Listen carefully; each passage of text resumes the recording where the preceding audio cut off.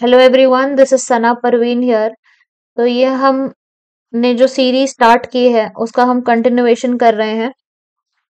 मकसद ये वीडियोस का ये है कि हम सारे सेंटेंसेस पे एनसीईआरटी के एक क्वेश्चन सॉल्व करेंगे और ये वीडियोस का एम ये है कि इन वीडियोस की मदद से आपको जो आपकी एनसीईआरटी है ये लाइन बाय हार्ट हो जाएगी। So let us just quickly start.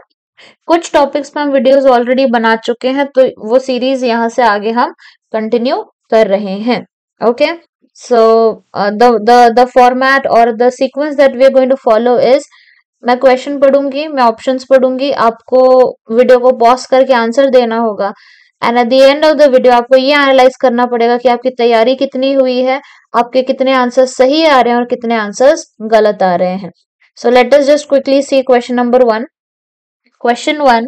The human male has which of the following sex chromosome pattern? Human males में कौन सा sex chromosome pattern हमको देखने मिलता है? X, Y, X, XY, XX और YY। A very simple question। Answer हो जाएगा क्वेश्चन का X एंड Y, क्योंकि ह्यूमन मेल्स में हमको X एंड Y मिलता है। हमने पिछले वीडियो में ये देखा था कि ह्यूमन फीमेल्स में जो उसका क्रोमोसोम पैटर्न होता है वो होता है XX। तो हमारा हो जाएगा option number B answer here. Next question, female produces only, option given to us are one type of gamete Y, one type of gamete X, either X और Y type of gamete or all of these। तो इसका answer क्या रहेगा? इसका answer रहेगा जो human females हैं उसमें ओनली एक ही टाइप ऑफ गैमीट बनता है, तो हमारा ऑप्शन सही हो जाएगा बी। क्योंकि अगर ह्यूमन मेल्स के अंदर हम देखें तो जो क्रोमोसोम का कॉम्बिनेशन है हमको वो एक्स और वाई मिलता है, जो गैमीट बनने के टाइम पे एक्स और वाई सेपरेट हो जाते हैं। तो यहाँ पे हम देख रहे हैं कि हमारे पास दो टाइप के गैमीट्स है किसके अंदर? मेल्स के अंदर। लेकिन अगर हम फीमेल्स में, ह्यूमन फीमेल्स में अगर हम देखें तो ह्यूमन फीमेल्स में जो कॉम्बिनेशन होता है वो एक्स एक्स कॉम्बिनेशन होता है, जहां पे एक्स एंड एक्स अगर हम देखेंगे तो कितने टाइप के गैमीट बन रहे हैं? सिर्फ एक ही टाइप का हमको गैमीट फॉर्मेशन दिखाई दे रहा है। इसीलिए जो आंसर होगा करेक्ट वो होगा one type of gamete X. इसीलिए हम ये बोलते हैं, okay I will not say the statement क्योंकि that is the next question, I think so. तो आंसर हो जाएगा हमारा option number B. Next question, this is what I was going to say. देखो ये हम एनसीईआरटी के लाइंस के ऊपर से हम ये देख रहे हैं, इसलिए ये क्वेश्चन इस तरीके के हैं। Next question, scientifically sex of the baby is determined by, option A only mother, option B only father, option C इधर मदर और फादर और ऑप्शन डी जेस्टेशनल फेज। जो बच्चा पैदा होने वाला है वो गर्ल होगा या बॉय होगा, वो किसके ऊपर डिपेंड करता है? वो सिर्फ मदर के ऊपर डिपेंड करता है या सिर्फ फादर के ऊपर डिपेंड करता है या दोनों मदर फादर के ऊपर डिपेंड करता है, या तो वो जेस्टेशन पीरियड के ऊपर डिपेंड करता है, प्रेगनेंसी के टाइम स्पैन के ऊपर डिपेंड करता है। तो इसका आंसर हो जाएगा ओनली फादर। सिर्फ फादर के ऊपर डिपेंड करेगा कि जो बच्चा है वो गर्ल होगा या बॉय होगा। तो यहाँ पे हम देख लेते हैं, जैसे फादर ने दो टाइप के गैमीट्स बनाए हैं एक्स एंड वाई, और जो मदर है वो एक ही टाइप का गैमीट बना रही है एक्स एंड एक्स। ओके, तो अगर फादर का एक्स गैमीट मदर के एक्स गैमीट से जुड़ जाता है, फर्टिलाइज हो जाता है, तो गर्ल पैदा होगी, और फादर का अगर वाई मदर के एक्स से जुड़ जाता है तो पैदा होगा बॉय। ओके, तो ये दो टाइप के गैमीट बनाने वाला जो पार्टनर है ये मेल पार्टनर है, इसीलिए मेल्स के ऊपर ये पूरी रिस्पॉन्सिबिलिटी होती है कि लड़का पैदा होगा या लड़की बेबी गर्ल पैदा होगी। तो बहुत सारी जगहों पे जो है वो महिलाओं को टारगेट कर दिया जाता है कि she is only producing girls, so get the man marry to another girl. It is actually not that, it is actually the male partner who is responsible for the sex of the baby. It is actually not the mother who is deciding the sex of the baby. Okay, so that is to be kept in mind. Next question, after formation of zygote बनने के बाद में जब वो zygote cleave होता है, जैसे कि फॉर एग्जांपल ये जाइगोट बन गया है, अब ये जाइगोट क्या होगा? ये क्लीव होगा, इसमें हमारे ग्रुप ऑफ सेल्स बन जाएंगे, बंडल ऑफ सेल्स बन जाएंगे। It cleaves into 2 cell, 4 cell stage, 8 cell stage और 16 daughter cells called as blastocyst, morula, trophoblast और blastomere। ध्यान से क्वेश्चन पढ़ना है। After formation of zygote, zygote बनने के बाद में जब ये जाइगोट डिवीजन दिखाता है 2 सेल स्टेज, फिर बनता है 4 सेल स्टेज, फिर बनता है 8 सेल स्टेज, फिर बनता है 16 सेल स्टेज। तो ये जो डॉटर सेल्स हैं, इनको हम क्या बोलते हैं? ब्लास्टोसिस्ट, मोर्यूला, ट्रोफोब्लास्ट और ब्लास्टोमियर। ओके, तो let us see the answer. Answer इसका है ब्लास्टोमियर इज द आंसर, क्योंकि इन सेल्स को हम ब्लास्टोमियर्स ही बोलते हैं। तो you can see the NCERT statement here, the mitotic division starts as the zygote moves, क्योंकि हम जो इंसान है या हम जो ऑर्गेनिज्म है, हम ये मल्टी सेलुलर ऑर्गेनिज्म है, तो ये सेल डिवीजन होना बहुत ही ज्यादा जरूरी था। ठीक है। Zygote moves through the isthmus of the oviduct called as cleavage towards the uterus and forms 2, 4, 8, 16 daughter cells which are called as blastomeres. Next question, what does D represent? What does B represent? B क्या represent कर रहा है? LH, pituitary, menses और ovarian. तो answer अगर हम देखेंगे तो आंसर हो जाता है हमारा ऑप्शन सी। जो बी है ये मेंसेस को बता रहा है, because you can see here, यहाँ पे ये जो लिखा हुआ है, ये लिखा हुआ है मेंस्ट्रुएशन, जिसका मतलब होता है मेंसेस, जिसका मतलब होता है पीरियड्स। तो option C is the correct answer. Next question, what does D represent in the figure? D क्या रिप्रेजेंट कर रहा है? जो क्वेश्चंस हम देख रहे हैं ये हम मेंस्ट्रुअल साइकिल के ऊपर देख रहे हैं। मकसद वीडियो का कॉन्सेप्ट को एक्सप्लेन नहीं करना है, मकसद वीडियो का आपको एनालाइज करना है अपने आप को कि आपकी कितनी तैयारी हुई है। व्हाट इज इंडिकेटेड, क्योंकि हम ये शॉर्ट वीडियोस में हम कंटेंट को एक्सप्लेन नहीं कर पाएंगे। What is indicated by D in the figure? Estrogen, pituitary, LH और मेंसेस। डी कहाँ पे है? Where is D? Where is D? ये रहा, यहाँ पे डी है। तो डी क्या रिप्रेजेंट कर रहा है? Okay, it is representing, answer है हमारा पिट्यूटरी, क्योंकि जो हॉर्मोन्स यहाँ पे आपको इंडिकेशन दिया हुआ है, एफएसएच कौन बनाता है? FSH is related to pituitary, तो इसलिए आंसर हमारा पिट्यूटरी होगा, option number B. Next question, what does C represent in the figure? C क्या रिप्रेजेंट कर रहा है? एलएच, पिट्यूटरी, मेंसेस और ओवेरियन। सी यहाँ पे आपको यहाँ पे दिखाई दे रहा है। What is it representing? तो आंसर देखते हैं हम।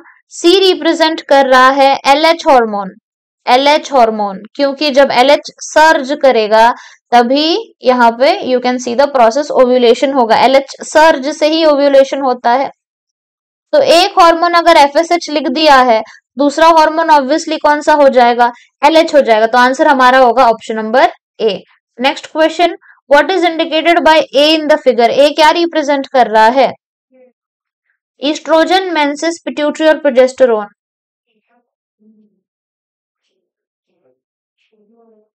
ओके, तो हम आंसर देखते हैं।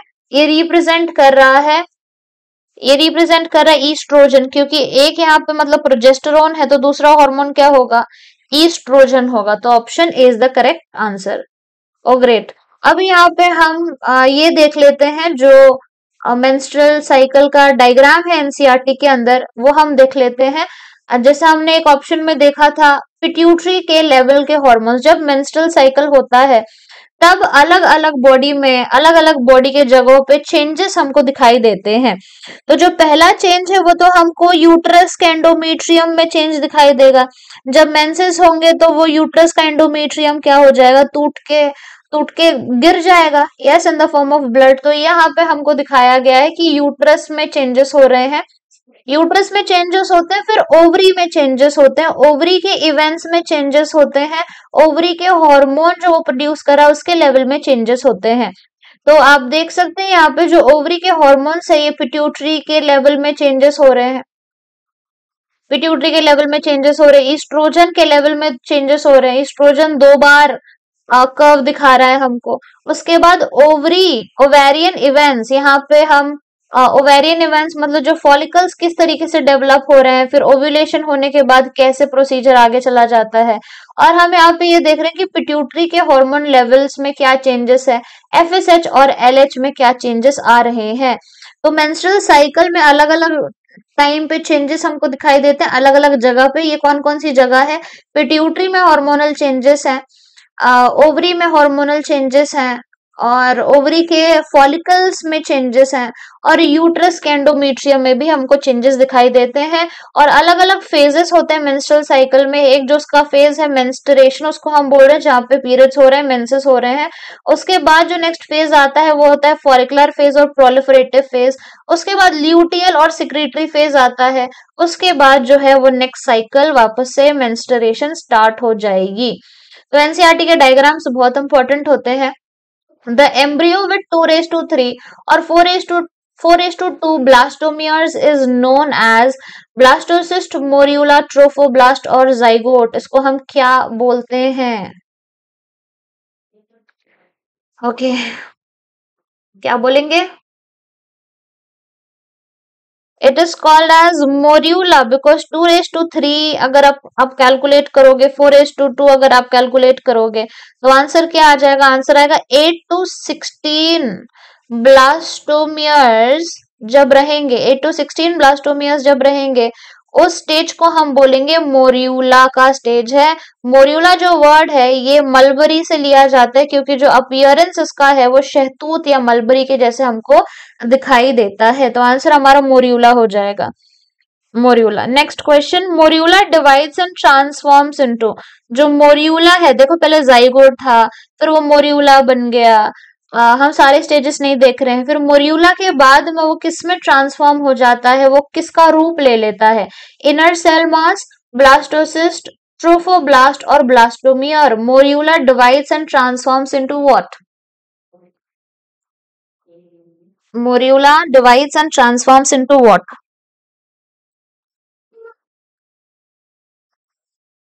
तो हम आंसर देख लेते हैं।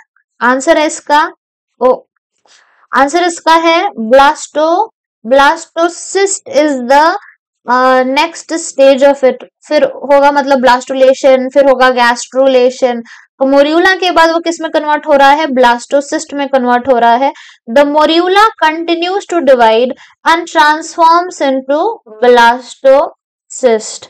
और ये ब्लास्टोसिस्ट आगे जाके यू कैन सी हियर जो पहला स्टेज है, फिर बी है मतलब ये ओवम है, यहाँ पे एग आके इसको स्पर्म आके इसको फर्टिलाइज कर रहा है। फिर ये 2 सेल स्टेज है, 2 sailed stage.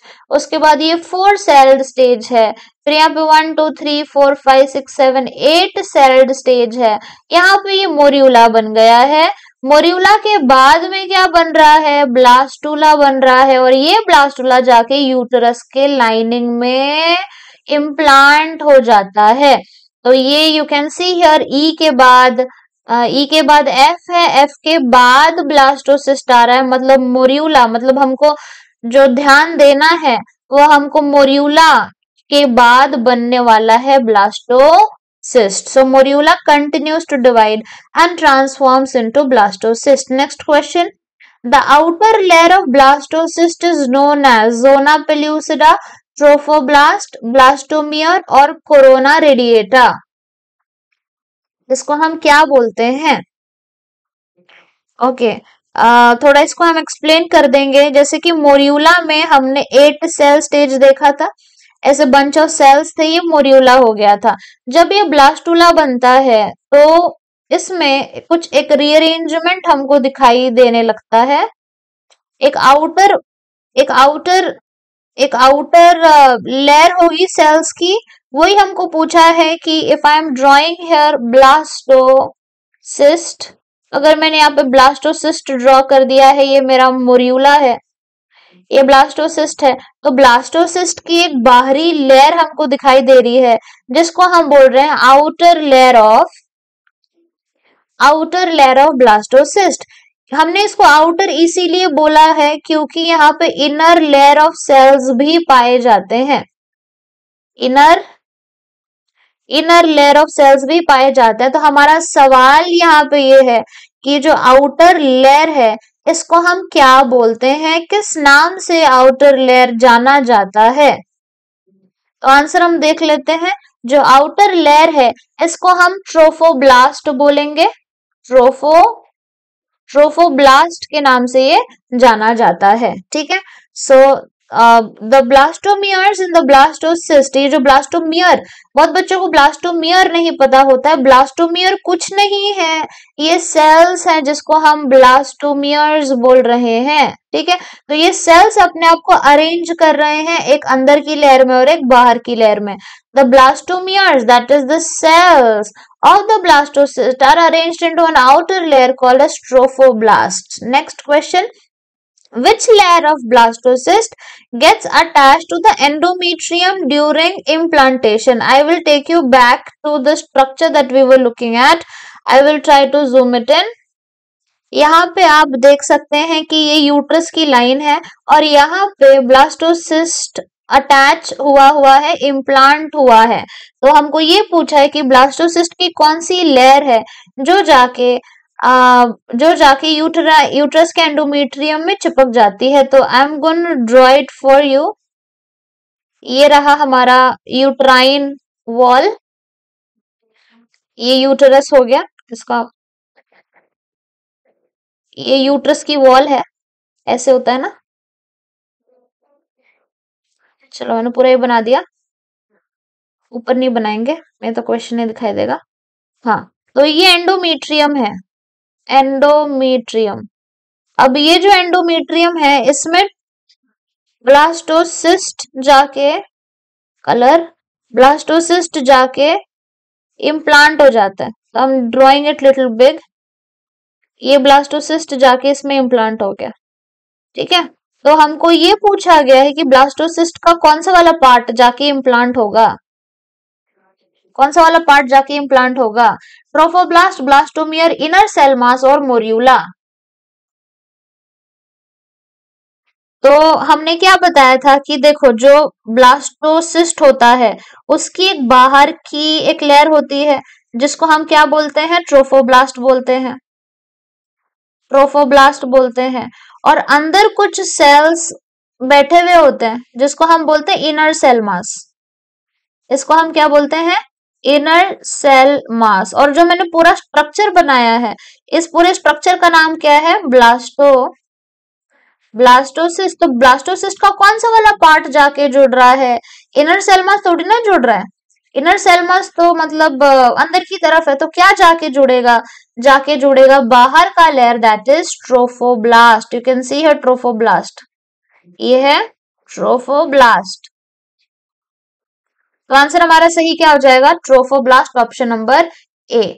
The trophoblast layer then gets attached to the endometrium. Next question, जो इनर सेल मास है ब्लास्टोसिस्ट का वो किस में डेवलप कर जाता है। जैसे कि अभी मैंने बताया कि अगर ये ब्लास्टोसिस्ट है तो बाहर की जो सेल की लेयर है उसको तो नाम हमने ट्रोफोब्लास्ट दे दिया है, लेकिन अंदर के भी तो कुछ सेल्स होते हैं जिसको हम इनर सेल मास बोलते हैं। तो ये जो इनर सेल मास है ये आगे जाके किस में डेवलप हो जाता है, inner cell mass, inner cell mass आगे जाके किसमें डेवलप हो जा रहा है, मोर्यूला बना रहा है, ट्रोफोब्लास्ट बना रहा है, एम्ब्रियो बना रहा है या जाइगोट बना रहा है वो। तो आंसर क्या होगा इसका, आंसर होगा जो इनर सेल मास है वो आगे जाके एम्ब्रियो में परिवर्तित हो जाता है, कन्वर्ट हो जाता है। आंसर होगा हमारा option number C. Next question, the inner cell mass gets differentiated as the embryo. NCERT की लाइन है। Next, after implantation the finger like projection which appears on the trophoblast are known as interstitial villi, ampullary villi, chorionic villi और amniotic villi. तो देखो हमने क्या करवाना है, हमने ये करवाना है कि जो यूट्रस की ये लाइन है, ये जो ऐसे एंडोमेट्रियम की लाइन है, यहाँ पे हमको ब्लास्टोसिस्ट को इम्प्लांट कराना है। तो जो हमारा ब्लास्टोसिस्ट है ये इम्प्लांट होने के लिए क्या करवाना है, इम्प्लांट होने के लिए यहाँ से ब्लास्टोसिस्ट में से फिंगर लाइक प्रोजेक्शंस निकल के आते हैं इस तरीके से, एकदम आर्टिस्टिक नहीं ड्रॉ कर रही हूँ, और ये जाके यहाँ पे इस तरीके से इम्प्लांट हो जाता है हमारा डेवलपिंग स्ट्रक्चर। ठीक है, तो सवाल यहाँ पे ये पूछा गया कि आफ्टर इम्प्लांटेशन, मतलब जब ये इसमें चिपक जाता है ना तो इसको हम बोलते हैं इम्प्लांटेशन हो चुका है। और अब हम बोलेंगे कि जो लेडी है ये प्रेग्नेंट हो गई है, इम्प्लांटेशन के बाद ही हम लेडी को प्रेग्नेंट बोलते हैं। तो ये प्रेगनेंसी हो चुकी है। सवाल हमारा ये पूछा गया कि जो फिंगर लाइक प्रोजेक्शंस हैं जो ट्रोफोब्लास्ट के ऊपर है ना, किसके ऊपर है ये? ट्रोफोब्लास्ट के ऊपर है ना। तो ट्रोफोब्लास्ट के ऊपर है ये फिंगर लाइक प्रोजेक्शन, तो इसको हम क्या बोलेंगे फिंगर लाइक प्रोजेक्शंस को? तो आंसर क्या है हमारा? आंसर है हमारा chorionic villi. Option number C is the correct answer. Okay, क्या आंसर है? Chorionic villi. तो देखो यहाँ पे लिखा हुआ है the implantation after implantation finger like projection appears on trophoblast called as chorionic villi. Next question, after implantation the finger like projections on trophoblast are surrounded by, ये जो finger like projection है ये किस चीज से सराउंड हो जाते हैं? यूटराइन टिश्यू से, मैटरनल ब्लड से, बोथ ए एंड बी से, और इधर ए एंड बी।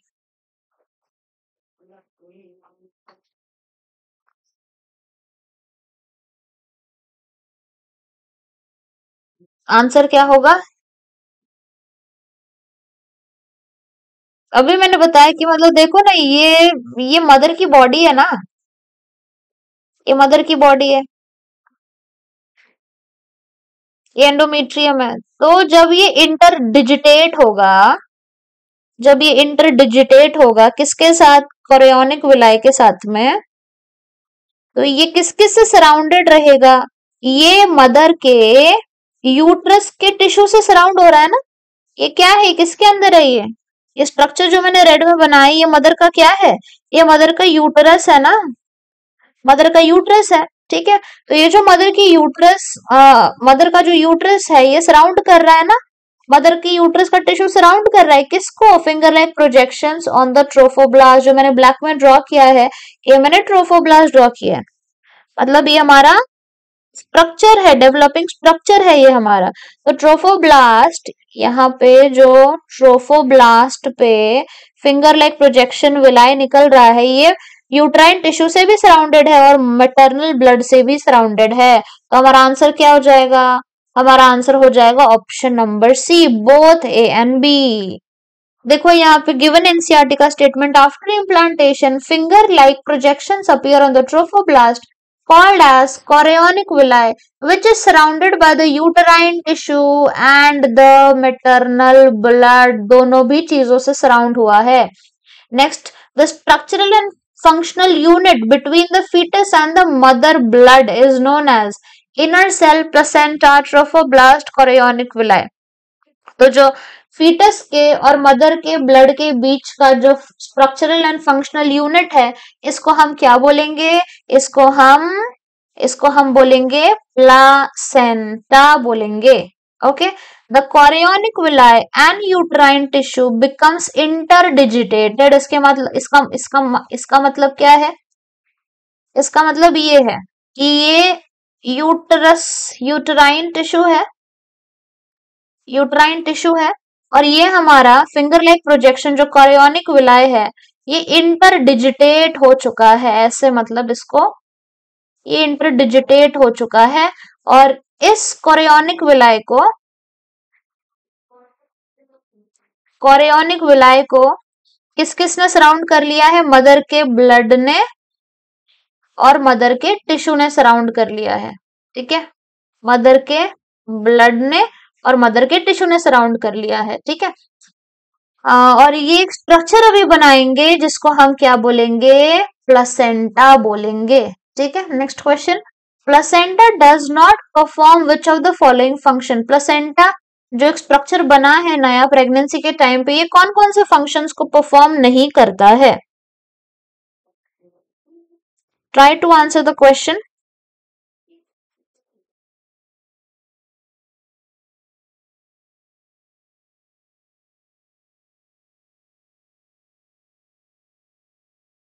जल्दी आंसर करने की कोशिश करें।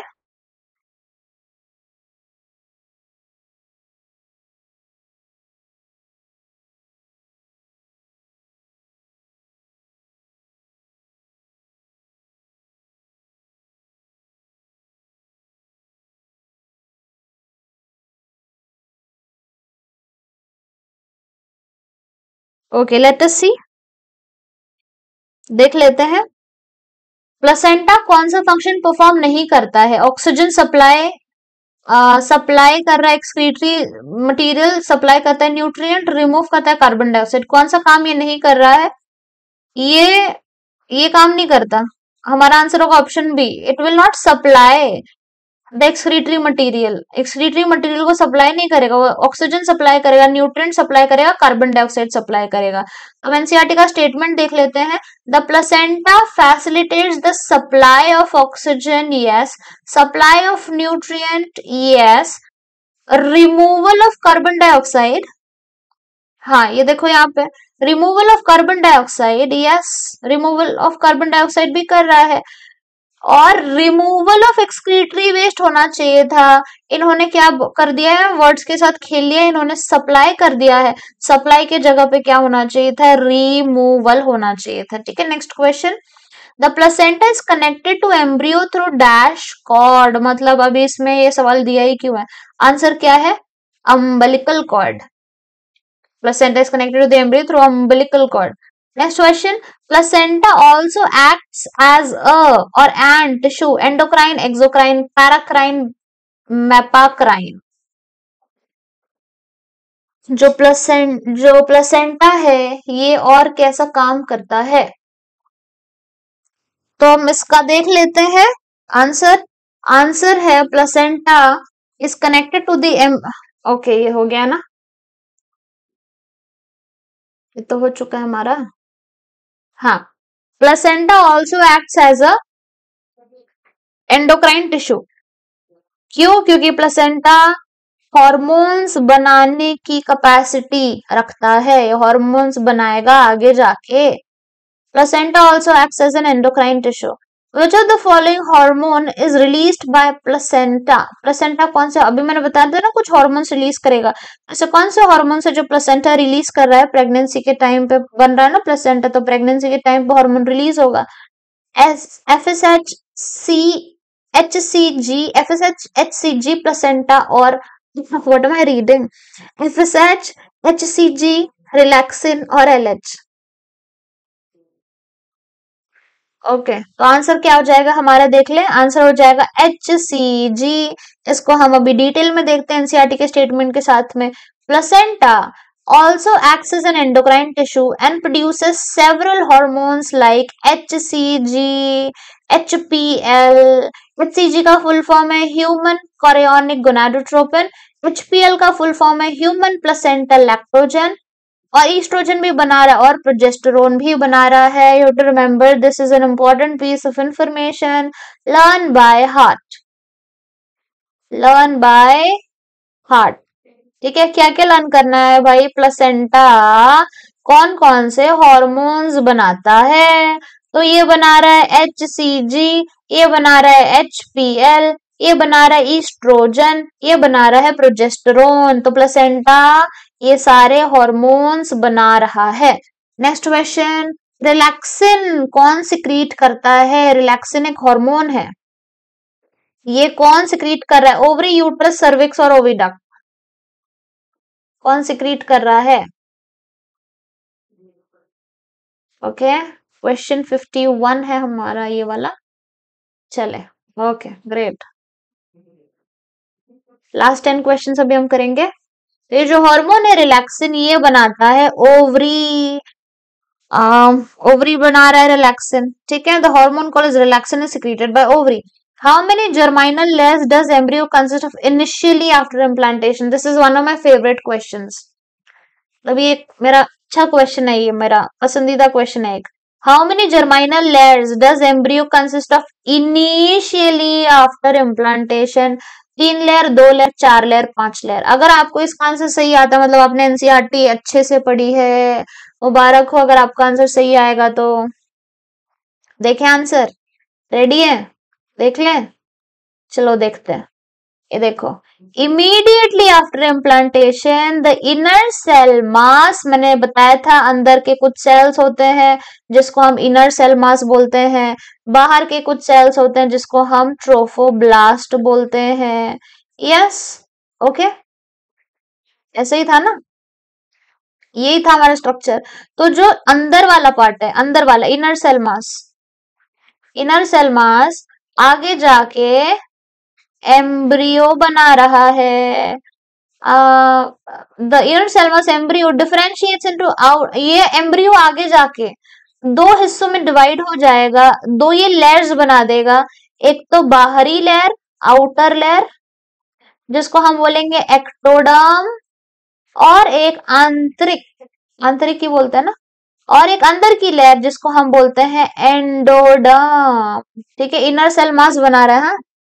कौन बना रहा है भाई? Inner cell mass. ये जो अंदर वाला सेल मास है, ये अंदर वाला सेल मास है, ये एम्ब्रियो बनाएगा। एम्ब्रियो की इनिशियली कितनी लेयर्स होंगी? दो ही लेयर्स होंगी, एक्टोडर्म एंड एंडोडर्म, दो ही लेयर्स हैं। तो आंसर इमीडिएटली बोला है, मतलब इनिशियली, इनिशियली और इमीडिएटली दो ही लेयर्स बनती है। उन दोनों लेयर का नाम है एक्टोडर्म एंड एंडोडर्म। अगर आपका आंसर सही है, मतलब राइट पाथ में, आप अच्छे से एनसीईआरटी पढ़ रहे हैं। Congratulations if you've got the answer correct. Next question, in human embryonic development, which layers develop between the ectoderm and endoderm? अब बाद में थोड़ा डेवलपमेंट होने के बाद में एक लेयर आती है एक्टोडर्म और एंडोडर्म के बीच में। उस लेयर का नाम क्या है? मीसोथीलियम, मीसोडर्म, मायोडर्म, मायोमीट्रियम। आंसर क्या है? मीसोडर्म। एक्टोडर्म, एंडोडर्म, मीसोडर्म, बीच में आ रही मीसोडर्म। अब मीसोडर्म सून अपीयर्स। पहले कौन आ गया पिक्चर में? एक्टो एंड एंडो पहले पिक्चर में आ गए, उनके बीच में कौन आएगा? मीसोडर्म आ जाएगा। ठीक है, ओके। चलो next question. In humans the inner cell mass contain certain cells. जो ये हमारा जो स्ट्रक्चर था बाहर का ट्रोफोब्लास्ट और अंदर का इनर सेल मास, जो इनर सेल मास है उसमें कुछ सेल्स होते हैं which have the potential to give rise to all the tissue। और ये जो अंदर के सेल्स हैं इससे ही सारे, देखो हम क्या बोल रहे थे, जो अंदर वाला है वो एम्ब्रियो बनाएगा, एम्ब्रियो के बहुत सारे ऑर्गन्स बनेंगे। तो एम्ब्रियो के अंदर पहले कुछ सेल्स थे, उन सेल्स का नाम क्या है जो आगे जाके अलग अलग टाइप के ऑर्गन्स बनाते हैं? ऑर्गन 2, ऑर्गन 3, सारे ऑर्गन से बनाने की कैपेसिटी रखते हैं। तो आंसर क्या है इसका? आंसर इसका है, अभी तो सबको बच्चों बच्चों को पता है, स्टेम सेल। आंसर क्या है? Stem cell. Next question, the inner cell mass contains certain cells called stem cells which have the potency to give rise to all the tissues and organs। ये ह्यूमन रिप्रोडक्शन में given है। Next, the average time span of human gestation. Human gestation मतलब human pregnancy का time span कितना है? Gestation मतलब pregnancy. 8 माह, 9 माह, 10 माह, 1 साल। 8 माह, 9 माह, 10 माह, 12 माह। आंसर है 9 months। Last for 9 months। The pregnancy phase in humans are divided into how many trimesters? कितने ट्राइमेस्टर्स होते हैं प्रेगनेंसी में? 2, 4, 3, 5।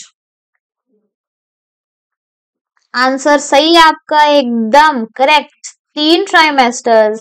पहला होता है फर्स्ट ट्राइमेस्टर, फिर होता है सेकेंड ट्राइमेस्टर, फिर होता है थर्ड ट्राइमेस्टर। जो स्टार्टिंग के फर्स्ट सेकेंड थर्ड मंथ होते हैं, फर्स्ट सेकेंड थर्ड मंथ इस first trimester, fourth fifth six महीना जो है वो सेकेंड ट्राइमेस्टर है, और 7, 8, 9 थर्ड ट्राइमेस्टर है। ओके, ठीक है। तो आप ऑप्शन है सी, 3 ट्राइमेस्टर्स होते हैं। Next question, after 1 month of, यही चल रहा है ना? ओ कहाँ चले गए हम? हाँ, आफ्टर 1 month ऑफ प्रेगनेंसी, 1 महीने की प्रेगनेंसी के बाद में जो इंपॉर्टेंट वाइटल ऑर्गन फिटस में बन चुका होता है वो होता है ब्रेन, हार्ट, लंग्स और लिवर। 1 महीने के बाद में जो बन रहा है वो क्या बन रहा है? वो बन गया है, आंसर देख ले, देख ले आंसर, देख ले आंसर, क्या बन गया भाई? बन गया है हार्ट। क्या बना है? हार्ट बना है। इसके ऊपर एक बहुत अच्छा सा मतलब एक कॉन्सेप्ट है, मतलब मैं बता दूं क्या? It's gonna take a lot of time, तो हमारा वीडियो लंबा हो जाएगा। बता दे क्या? किसी और दिन डिस्कस कर लेंगे इसको, स्पेशली हम एक छोटा सा 5 मिनट का वीडियो बना के डाल देंगे, but it's a very beautiful topic. I wish I could discuss it here, but I'm falling short of time. In human beings, after 1 month of pregnancy, बच्चे का हार्ट, एम्ब्रियो का हार्ट बन जाता है. बच्चा तो नहीं बोलना चाहिए, एम्ब्रियो का हार्ट बन जाता है. In the developing fetus, most of the major organ systems are developed by the end of which week? In the developing fetus, most of the major organ systems are developed by the end of which week? 14, 12, 10 और 16. जो बच्चे के जो developing foetus के जो major organs हैं, जो vital organs हैं, ये कौन से वीक के एंड तक ये बन जाते हैं? 12, 14, 10, 16. आंसर है इसका, देख ले answer. Should we see the answer? You wanna guess? Answer है 12 वीक्स. 12 वीक्स. ठीक है, 12 वीक तक बच्चे के सारे. By the end of 12 week, that is the first trimester, most of the major organs are formed. इसलिए बोला जाता है प्रेगनेंसी में, फर्स्ट ट्राइमेस्टर में माँ का ध्यान रखना जरूरी है, अनिवार्य है. फीटल लिम्स एंड डिजिट्स, जो फीटस है उसका जो उंगलियां हैं, जो हाथ की उंगलियां, पैर की उंगलियां, लिम्स हाथ पैर जो बन रहे हैं, are formed in dash month of the embryonic development. बच्चे का हाथ पैर उंगलियां ये कौन से महीने में बनती है? 4th month, 2nd month, 3rd month और 7th मंथ. आंसर क्या है इसका? Option number, option B, by the 2nd month of the pregnancy. Important मतलब डिजिट्स, हम डिजिट्स के बारे में बात करें, लिम्स और डिजिट्स के बारे में बात करें, इसके ऊपर भी एक बहुत इंपॉर्टेंट मतलब एक कॉन्सेप्ट है जिसको हम बोलते हैं थैलिडोमाइड ट्रेजेडी. वो भी हम किसी दिन डिस्कस करेंगे. So by the end of the 2nd month of the pregnancy, the fetus develops limbs and digits. Okay, next last question for the video. The 2nd trimester of human pregnancy is characterized by appearance of heart and aorta, appearance of external genital organs, appearance of fine hair, eyelash on the eyelids, appearance of limbs and digits. 2nd trimester जो है उसमें क्या बनता है? 2nd trimester में क्या बनता है? एनसीईआरटी के सारी स्टेटमेंट्स हैं. अगर आपने एनसीईआरटी अच्छे से पढ़ी है तो आपको पता होगा. एनसीईआरटी पढ़ना बहुत ज्यादा जरूरी है. आंसर है ऑप्शन सी.